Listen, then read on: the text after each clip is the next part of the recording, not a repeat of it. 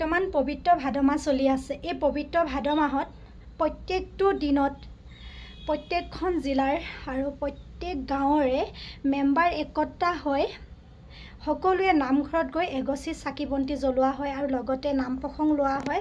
আৰু নামঘৰত যিহেতু সকলোৱে যায়, তাত প্ৰসাদ বিতৰণ হয় আৰু তাত মাহ প্ৰসাদ সকলোৱে গ্ৰহণ কৰে।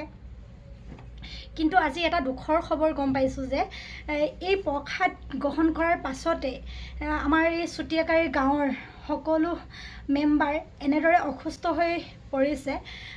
নাজানো বহুত বেছি মই যে ইয়াত কি হৈছে কি নাই হোৱা, কিন্তু জানিব পোৱা মতে যে ভাদ মাহত যিহেতু সকলোৱে নামঘৰলৈ যায়, সকলোৱে নামঘৰত গৈ প্ৰসাদ গ্ৰহণ কৰে। সেই প্ৰসাদ খোৱাৰ পাছৰে পৰা এওঁলোকে এনেদৰে ভুক্তভোগী হৈছে, এওঁলোকে এনেদৰে এতিয়া অসুস্থ হৈ পৰিছে। এয়া দেখিছে নহয়, সকলোৱে এতিয়া চেলাইন ল'ব লগা হৈছে। এতিয়া জানিব পৰা মতে যে এই প্ৰসাদখিনিতে কিবা এটা আছিল বুলি কৈছে, কিন্তু কি আছিল আমি ভালদৰে নাজানো।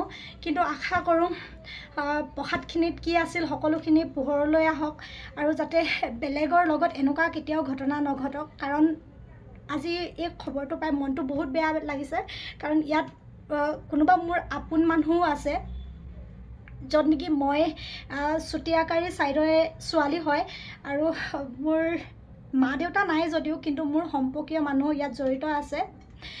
মানে এই মোৰ সম্পৰ্কীয় মানুহ মানে জড়িত, মানে এইটো মানে ইয়াত যিহেতু বেমাৰ হৈছে সকলো অসুস্থ হৈ পৰিছে আৰু মানে ইয়াত হয়তো মোৰ কোনোবা আত্মীয় আছে হ'বলা। মোৰ সেইটো কাৰণে মনটোত বহুত বেয়া লাগিছে। মইতো ইভাগে একো ক'ব নোৱাৰোঁ, খালি মই আপোনালোকক ভিডিঅ'টো আপোনালোকক দেখাই দিছোঁ। ইয়াত হয়তো আপোনালোকৰ কোনোবা চিনাকি ব্যক্তিও থাকিব পাৰে।